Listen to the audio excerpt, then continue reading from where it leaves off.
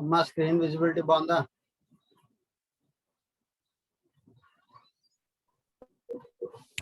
Yes sir.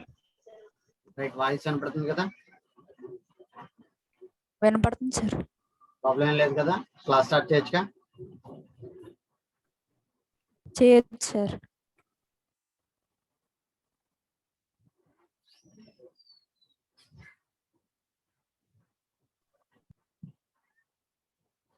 Right, ఎవరైనా admit అయ్యే వాళ్ళు ఉన్నారా?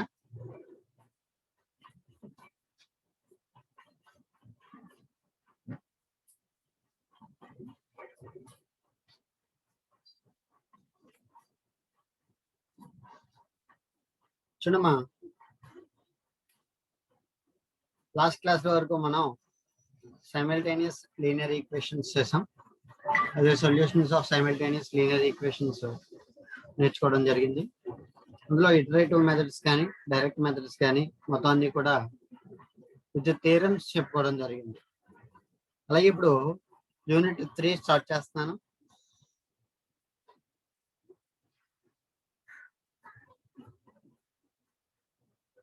యూనిట్ 3 ఇది వచ్చేసరికి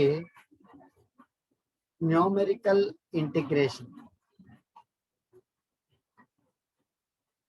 ఓకే, ఈ న్యూమెరికల్ ఇంటిగ్రేషన్ మనం ఏమనొచ్చు అంటే కంప్యూటింగ్ మెథడ్ అనొచ్చు.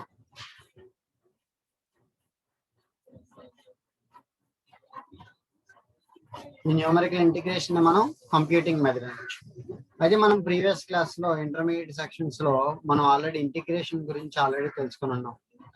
అయితే ఈ ఇంటిగ్రేషన్ గురించి మనం డిస్కస్ చేసుకున్నప్పుడు ఖచ్చితంగా కొన్ని ఫార్ములాస్ మనకు వచ్చి ఉండాలి.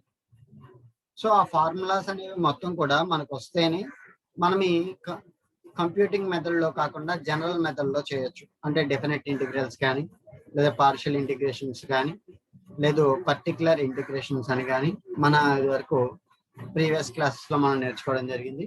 ఇక్కడ ఏ విధమైన ఫార్ములాస్ కూడా మనకు అవసరం లేనప్పటికీ కూడా, ఏ ఫార్ములాస్ కూడా మనం యూజ్ చేయకుండా ఇక్కడ ఇంటిగ్రేషన్ అనేది చేయడం జరుగుతుంది. దాన్ని మనం న్యూమరికల్ ఇంటిగ్రేషన్ అని అంటాం.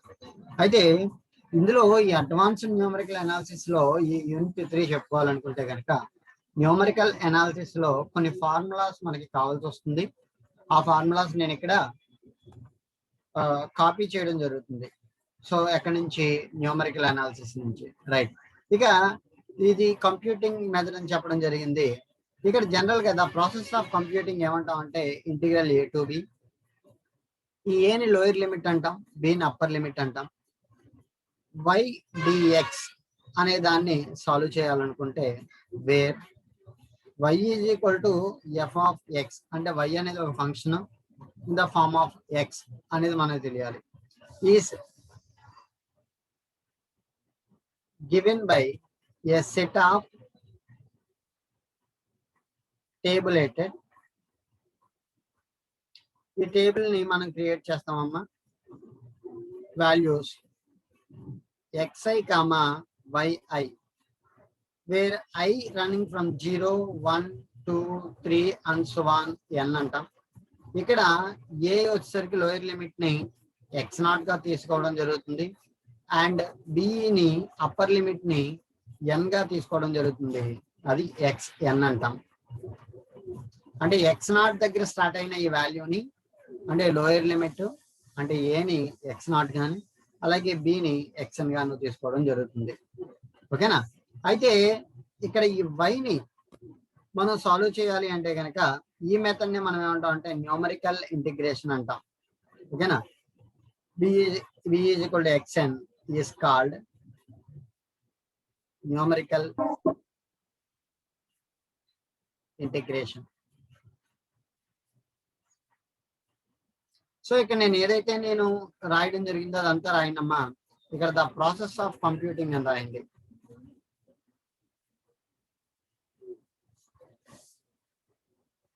The process of computing integral a to b y dx, where y is equal to f of x is given by a set of tabulated values xi, yi, I is equal to 0, 1, 2, 3 and so on n, where a is equal to x naught and v is equal to xn. ఇక్కడ lower limit ని x naught గా తీసుకుంటున్నాను, upper limit ని xn గా తీసుకుంటున్నాను. Is called numerical integration. అయితే ఈ numerical integration అనేది y is equal to f of x is a single variable function ఇది. Since y is equal to f of x is a single variable function. అంటే ఇచ్చిన value ఏదైతే ఉందో f of x is a form of ఈ రకంగా ఉండాలి. f of x is equal to x square plus 2x plus 3 or 1 divided by 1 plus x power 4 into x square. ఈ form లో ఉండాలి తప్ప, అంటే ఒకటే సింగిల్ వేరియబుల్ ఉండాలి. ఇదే ఫంక్షన్ లో f of x is equals to x square plus 2y plus 3 అనే ఇది సింగిల్ వాల్యూడ్ ఫంక్షన్ కాదు. ఎందుకంటే ఇక్కడ y అనే అనదర్ వేరియబుల్ ఉంది. So x is a depend of only x variable అని మాత్రమే చెప్పుకుంటాం మనం ఇక్కడ. ఓకే, సో అందువల్ల నేను ఏమన్నా అంటే since y is equal to f of x is a single variable function అని చెప్పడం జరుగుతుంది. So the process in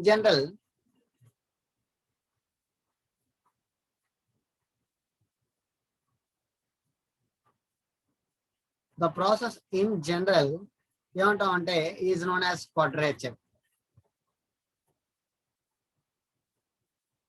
the general quadrature formula అంటాం.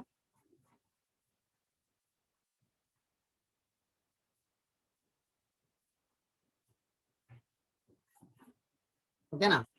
సో ఇక్కడ నుంచి మనం జనరల్ క్వాడ్రేచర్ ఫార్ములా తీసుకున్నాం. ఇది న్యూమరికల్ ఇంటిగ్రేషన్ కి సంబంధించిన ఇన్ఫర్మేషన్. ఎరేస్ చేయొచ్చా?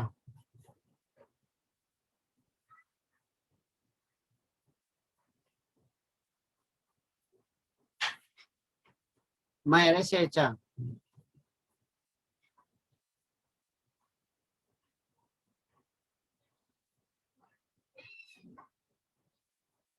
నెక్స్ట్ టాపిక్ వచ్చేసరికి general quadrature formula.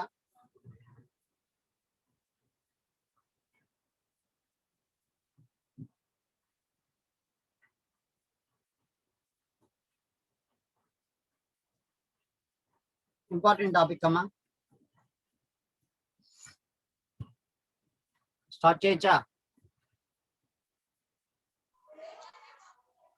Okay, sir. Yes. Right, చూడండి. Let I is equal to integral a to b y dx, where y is equal to f of x takes the values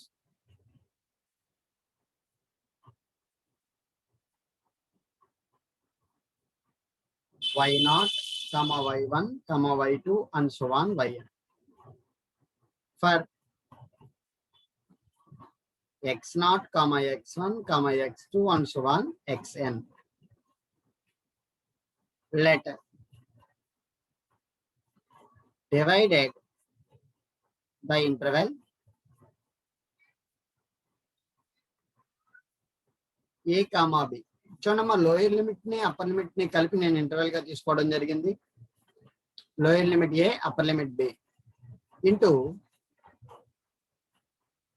n equal parts.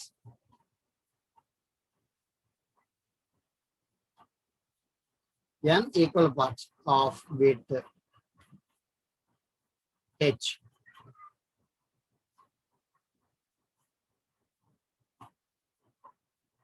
n equal parts of it h, so that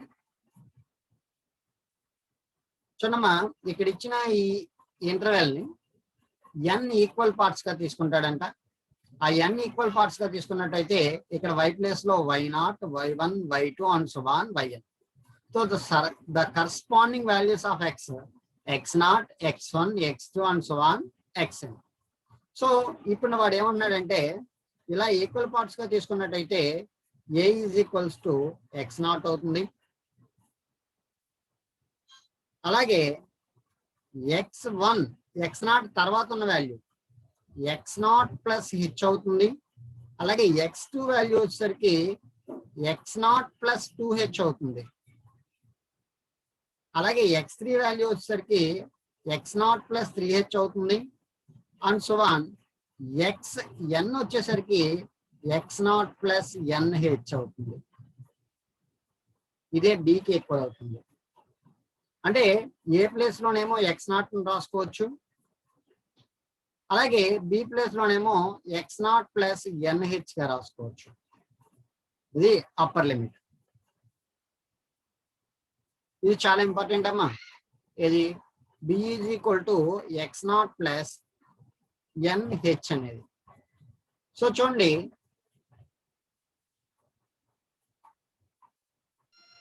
దీని నుంచి h వాల్యూని find out చేయొచ్చు, అలాగే n వాల్యూని కూడా find out చేయొచ్చు. Okay right. చూడండి, ఇప్పుడు ఇక్కడ గ్రాఫ్ డ్రా చేయడానికి ట్రై చేస్తున్నాను.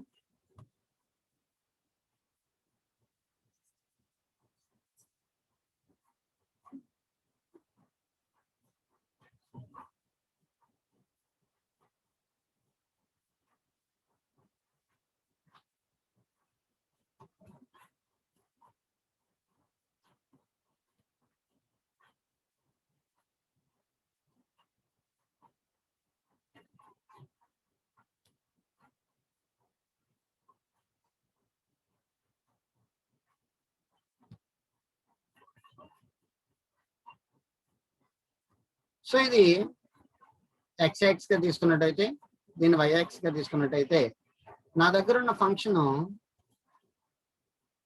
ఇలా ఏదో సైన్ ఫామ్ అనుకుంటే, ఇది y is equal to f of x అనే ఒక ఫామ్. దీన్ని నేను ఇంటిగ్రేట్ చేయదలుచుకున్నాను. సో ఈ ఫస్ట్ ఉన్న పాయింట్ ఏదైతే ఉందో దాన్ని y0 గా తీసుకున్నట్టయితే, సెకండ్ ఇంటర్వెల్ ని y1, థర్డ్ ఇంటర్వెల్ ని y2, అలాగే ఫోర్త్ ఇంటర్వెల్ ని y3 and so on last interval ని yn. ఇవన్నీ కూడా ఈక్వల్ పార్ట్స్ కింద దీన్ని నేను కట్ చేయడం జరిగిందమ్మా, ఈ ఫంక్షన్ ని. ఓకేనా? సో ఇక్కడ ఉన్న x వాల్యూస్ ఏమవుతుందంటే x0, x1, x2, x3. So x0 correspondent గా ఉన్న పాయింట్ ఏదైతే ఉందో అది y0, అలాగే x1 కి కరస్పాండింగ్ గా ఉన్న పాయింట్ ఏదైతే ఉందో అది y1, అలాగే x2 కి కరస్పాండింగ్ గా ఉన్న పాయింట్ దేని మీద, ఫంక్షన్ మీద, అది y2. సో ఈ x0 ఏదైతే ఉందో అది లోయర్ లిమిట్ ఏ అయితే, ఇక్కడ xn ఏదైతే ఉందో ఈ xn ని మనం ఏ రకంగా రాయొచ్చు అంటే కనుక x0 ప్లస్ nh అని రాయడం జరిగింది. దాన్నే b అనడం కూడా జరిగింది. ఓకే, ఎరైజ్ చేయొచ్చమ్మా.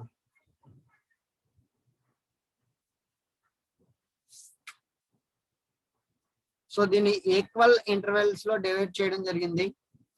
సో ఈక్వల్ విత్ వాల్యూ వచ్చేసరికి హెచ్ అనే ఈక్వల్ విత్ లో మనం దీన్ని డెరైవ్ చేయడం జరిగింది.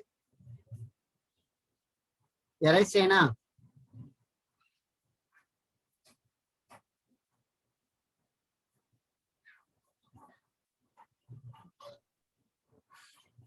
Yes, sir.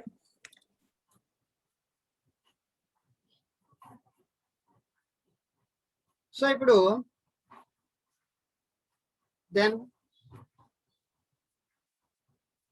I is equals to integral x0 అలాగే x0 ప్లస్ nh, ఇది అప్పర్ లిమిట్ గా చెప్పుకోవడం జరిగింది, into f of x dx. f of x అనేది ఫంక్షన్, ఇది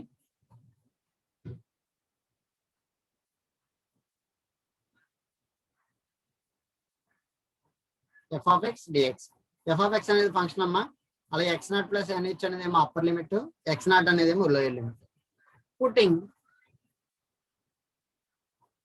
x is equal to x0 plus some ph. అమ్మ ఇక్కడ ఒక్కొక్క బుక్ లో ఒక రకంగా ఇస్తారు. నేను p అనే కాన్స్టెంట్ తీసుకొని చెప్పడం జరుగుతుంది. అలాగే న్యూమరికల్ అనాలిసిస్ లో సమ్ u అని తీసుకొని చెప్పచ్చు. ఓకేనా? నేను ఇక్కడ p అనే కాన్స్టెంట్ తీసుకొని చెప్తున్నాను. So that dx is equals to h into dp.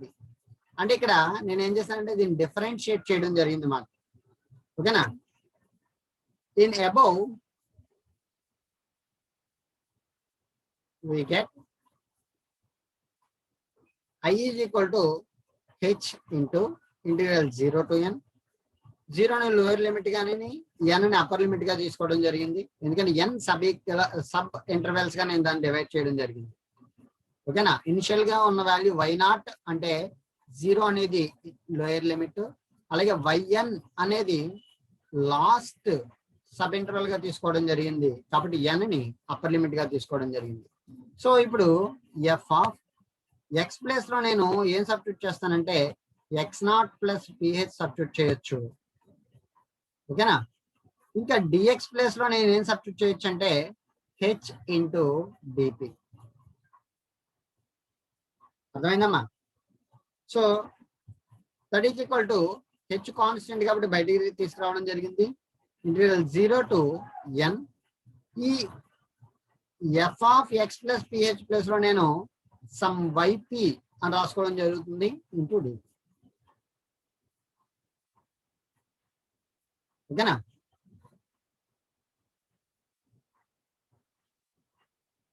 We know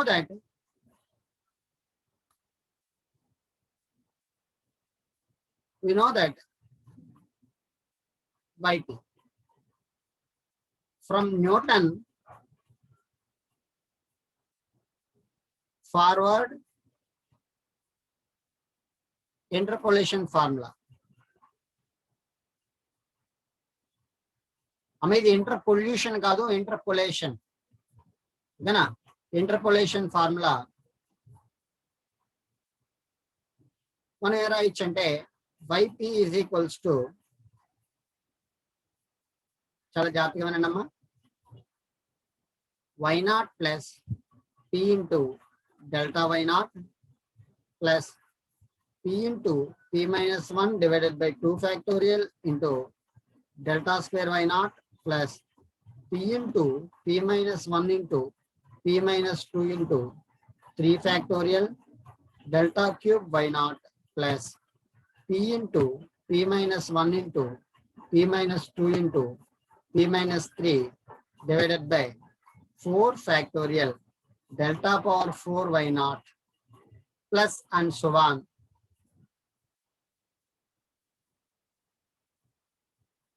ఓకేనా. ఇంకవి పెరుగుతూ వస్తాయి.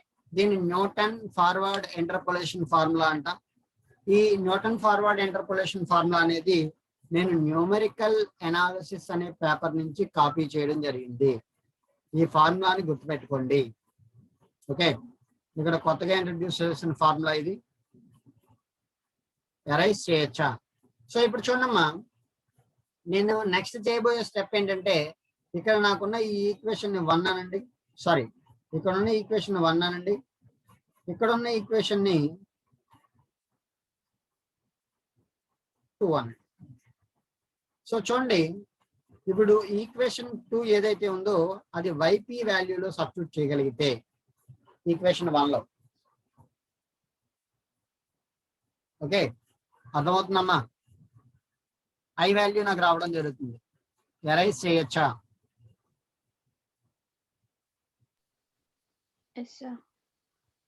అర్థమవుతుందా? అర్థమవుతుంది.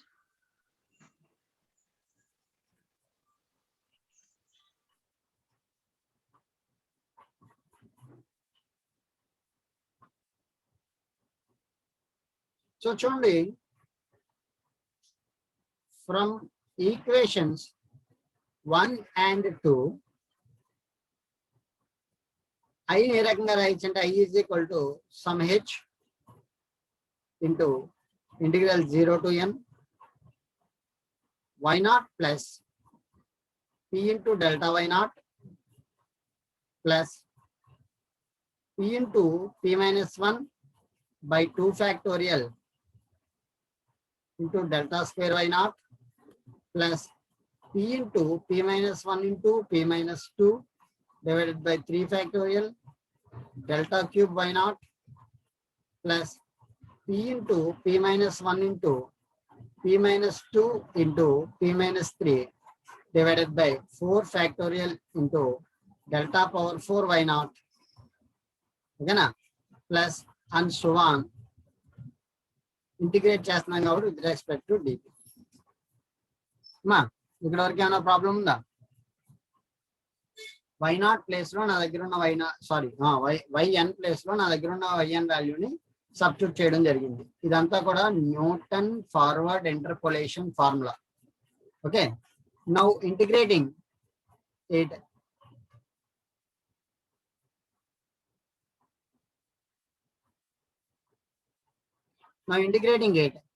Term by term. అంతా ఒకేసారి చేయలేం కాబట్టి టర్మ్ బై టర్మ్ చేస్తున్నాను. వి గెట్ ఏమొస్తుంది? టర్మ్ బై టర్మ్ ఇంటిగ్రేట్ చేయనా ఒకసారి. సో ఫస్ట్ టర్మ్ ని ఇంటిగ్రేట్ చేస్తే ఇంటిగ్రల్ 0 to 1. అమ్మ ఇదంతా రఫ్ వర్క్ చేస్తున్నాను నేను. y0 into dp, that implies integral y0 constant గా బయటికి తీసుకొచ్చేస్తే dp 0 to n, that is equal to y0 into dp కి ఇంటిగ్రేట్ చేస్తే p, lower limit 0, upper limit n. Lower limit upper limit substitute చేస్తే y0 into n వస్తుంది. So ఇక్కడ y0 place లో y0 into n రావాలి, గుర్తుపెట్టుకోండి, లేదా n y0. Okay, next p into delta y0 కి చేసినట్టయితే integral 0 to n p into delta y0 into dp. ఇక్కడ మళ్ళీ డెల్టా y0 కాన్స్టెంట్ కాబట్టి బయటికి తీసుకురావడం జరిగింది. Integral 0 to n dp p dp.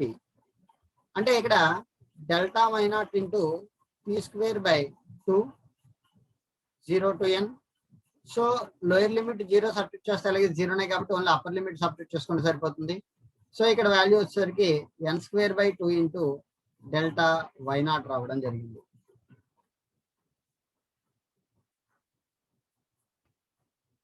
Okay, అర్థమైందమ్మా? ఇదంతా రఫ్ వర్క్. ఓకే, ఎరైజ్ చేయొచ్చా? నోట్ చేశారా?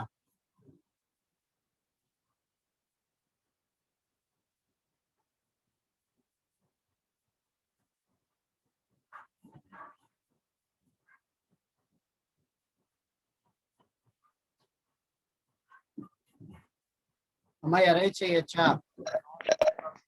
Yes sir. Yes sir.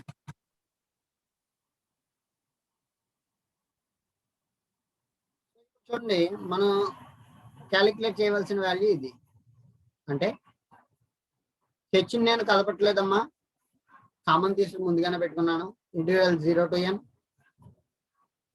p into p minus 1 divided by 2 factorial into del square y0 into dp. So ఇక్కడ del square y0 అనేది constant, ఎందుకంటే integration quotient p కాబట్టి. అలాగే integral by 2 factorial కూడా బయటికి తీసుకురావడం జరిగింది 0 to n. ఇక్కడ దీన్ని మల్టిప్లై చేస్తే p స్క్వేర్ మైనస్ p అవుతుంది into d. That is equal to del square y0 divided by 2 factorial. ఇదొక p cube by 3 minus p square by 2 అవుతుంది. ఇంటిగ్రేట్ చేసినట్టయితే 0 to n, లిమిట్ సబ్స్టిట్యూట్ చేస్తే ఈ values వచ్చేసరికి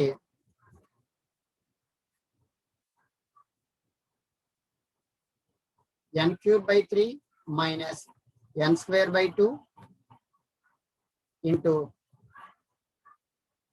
డెల్టా స్క్వేర్ y0 ఇంటూ 1/2.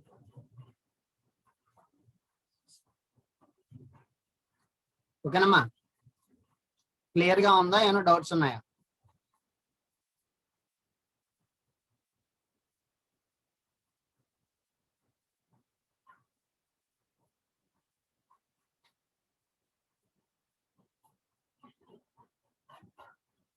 అమ్మా మీరు మీ videos on చేయొచ్చు కదా.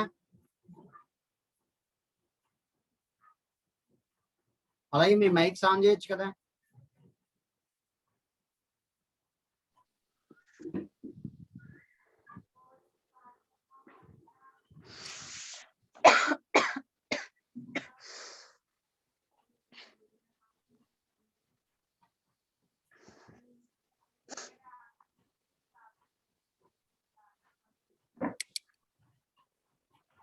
క్లాస్ ఆన్ చేసి ఉన్నారా? లేదు సార్, వింటున్నాం సార్. వింటున్నాం సార్. వింటున్నాం సార్.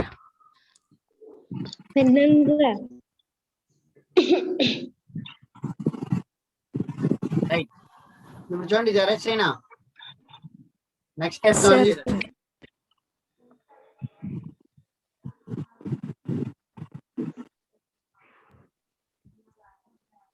సో నెక్స్ట్ సాల్వ్ చేయాల్సింది ఇదే, ఈ టర్మ్ అండర్లైన్ చేసిన term. So 0 to n p into p minus 1 into p minus 2 divided by 3 factorial delta cube y naught into dp. So again delta cube y naught divided by 3 factorial ని integration తో సంబంధం లేదు కాబట్టి ఎదురు తీసుకొచ్చేస్తే integral 0 to n మిగిలిన coefficient p into p minus 1 into p minus 2 into d. So delta cube y naught divided by 3 factorial integral 0 to n. So ఈ coefficients ని మనం మల్టిప్లై చేసినట్టయితే మొత్తం p into p minus 1 into p minus 2 వీటిని multiply చేసినట్టయితే p cube minus 3p square plus 2p వస్తుంది into d.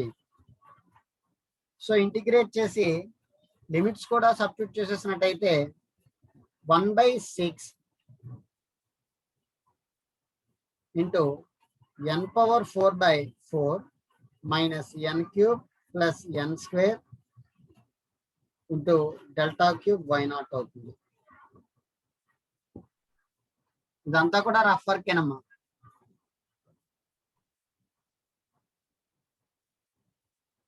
Arise చేయొచ్చా? Okay sir. Yes sir. Yes sir. So power 4 term కూడా మనం సాల్వ్ చేసినట్టయితే ఓకేనా, ఇక్కడ మనం నౌ ఇంటిగ్రేటింగ్ ఈ terms, now integrating it term by term we get అని చెప్పి రాసిన తర్వాత ఇంకో పని కూడా చేసేద్దాం ఇక్కడే. అదంతా రఫ్ వర్క్ లో చేసుకున్నాం కాబట్టి ఆఫ్టర్ సబ్స్టిట్యూటింగ్ ద లిమిట్స్ అని రాస్తున్నాం.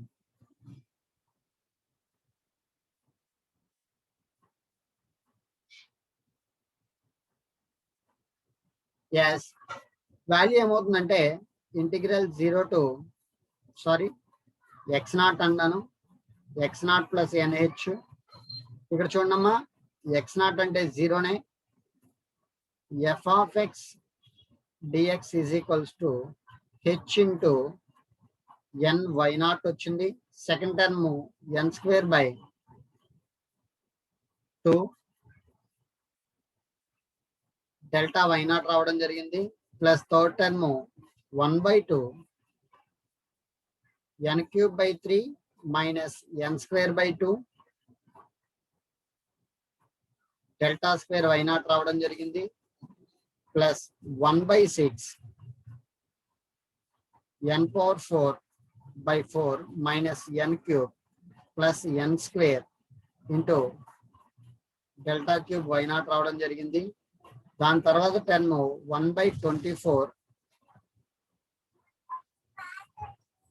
n power 5/5 minus 3 n power 4/5 2 plus 11 n cube by 3 minus 3 n square divided by 1 delta power 4 y0.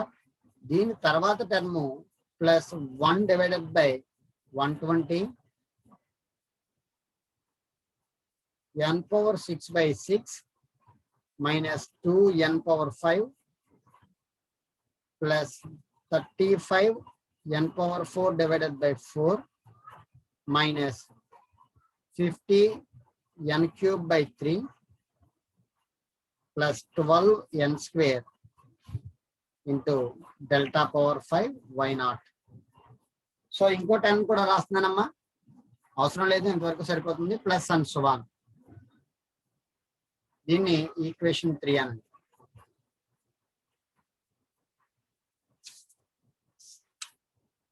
Note చేశారా?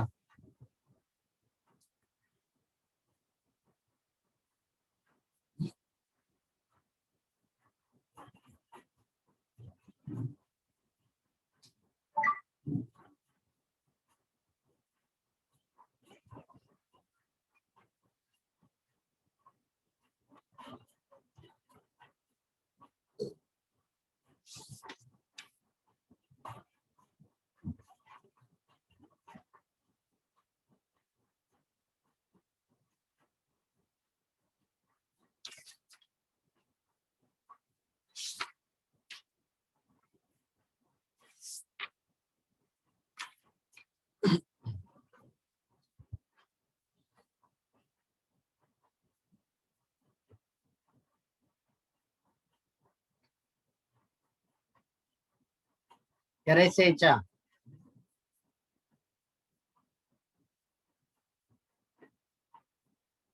Okay sir. సార్ అమ్మ చెప్పు సార్ చెప్పు. 1/24 ఇంటూ n పవర్ 5/5 మైనస్ తర్వాత ఏం సార్ అది 3n power 4/. Okay sir. Erase చేయొచ్చా? Okay sir. Right, note చేయండి. Equation 3 is known as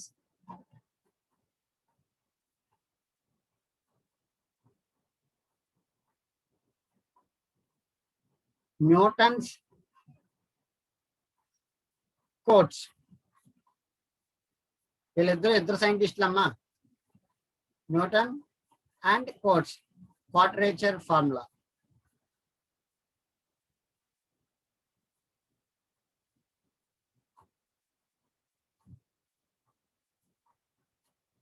which is a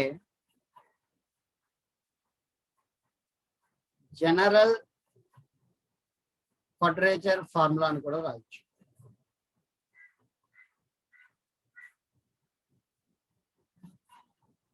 so ఈ జనరల్ క్వాడ్రేచర్ ఫార్ములా అనేది మనకి చాలా ఇంపార్టెంట్ అమ్మా, ఇక్కడ వచ్చిన ఫార్ములా. సో ఈ ఫార్ములాని మీరు చూసినట్టయితే అక్కడ ఈక్వేషన్స్ అన్ని కూడా ఫుల్ ఆఫ్ ఎన్స్ అనే టైంతో ఉండడం జరిగింది. సో ఈ ఎన్ వాల్యూలో 1 సబ్స్టిట్యూట్ చేసామనుకోండి ట్రెపీజాయిడల్ రూల్ వస్తుంది. అలాగే n = 2 సబ్స్టిట్యూట్ చేసామనుకోండి సింప్సన్ 1/3 రూల్ కు సంబంధించిన ఫార్ములా తీసుకురావడం జరుగుతుంది. అనేది అదే n = 3 సబ్స్టిట్యూట్ చేసినట్టయితే సింప్సన్ 3/8 రూల్ అనేది ఫార్ములా తీసుకురావడం జరుగుతుంది. అలాగే n = 4, n = 5 డిఫరెంట్ ఉంటాయి. మన సిలబస్ లో n = 6 సబ్స్టిట్యూట్ చేస్తే వెడల్స్ రూల్ అనేది తీసుకురావడం జరుగుతుంది. ఓకేనా? అర్థమవుతుందా? వీటి ఫార్ములాస్ అన్ని కూడా చూడండి, ట్రెపీజాయిడల్ రూల్ కానీ, సింప్సన్ 1/3 రూల్ కానీ, సింప్సన్ 3/8 రూల్ కానీ, అలాగే వెడల్స్ రూల్ కానీ ఫార్ములాస్ కావాలి అంటే మనకి ఖచ్చితంగా జనరల్ క్వాడ్రేచర్ ఫార్ములా అనేది ఉండి తీరాలి. ఈ జనరల్ క్వాడ్రేచర్ ఫార్ములా ద్వారా మాత్రమే మనం ఈ రూల్స్ ను సాల్వ్ చేయగలం. ఇది ట్రెపీజాయిడల్ రూల్ కానీ, ట్రెపీజాయిడల్ రూల్ కావాలి అంటే కనుక జనరల్ క్వాడ్రేచర్ ఫార్ములాలో n ప్లేస్ లో 1 సబ్స్టిట్యూట్ చేయాల్సి వస్తుంది. అలాగే సింప్సన్ 1/3 రూల్ అంటే 1/3 రూల్ రావాలి అంటే కనుక దానికి సంబంధించిన ఫార్ములా కావాలి అయితే మనం జనరల్ క్వాడ్రేచర్ ఫార్ములాలో n = 2 సబ్స్టిట్యూట్ చేయాలి. అలాగే సింప్సన్ 3/8 రూల్ కనుక మనకి కావాలి అనుకుంటే జనరల్ క్వాడ్రేచర్ ఫార్ములాలో n = 3 సబ్స్టిట్యూట్ చేసినట్టయితే సింప్సన్ 3/8 రూల్ కి సంబంధించిన ఫార్ములా మనకి రావడం జరుగుతుంది. అలాగే వెడల్స్ రూల్ సంబంధించిన ఫార్ములా రావాలి అనుకుంటే కనుక జనరల్ క్వాడ్రేచర్ ఫార్ములాలో n = 6 సబ్స్టిట్యూట్ చేయవలసి వస్తుంది. ఈ 4 కూడా వెరీ ఇంపార్టెంట్ రూల్స్. ఓకేనా? వీటికి సంబంధించిన ఫార్ములాస్ ఇప్పుడు నేను మళ్ళీ ఇంకో లింక్ షేర్ చేస్తానమ్మా. సో ఆ లింక్ ద్వారా మళ్ళీ క్లాస్కి అటెండ్ అవ్వండి. ట్రెపీజాయిడల్ రూల్ ని సాల్వ్ చేద్దాం, ఈజీగానే ఉంటుంది. దాని మీద సంబంధించిన కొన్ని ఫార్ములాస్ చేద్దాం, ప్రాబ్లమ్స్ కూడా చేద్దాం. ఓకేనా? ఈ క్లాస్ ఇక్కడతో ఎండ్ చేస్తున్నాను. నేను మళ్ళీ లింక్ ఫార్వర్డ్ చేస్తాను.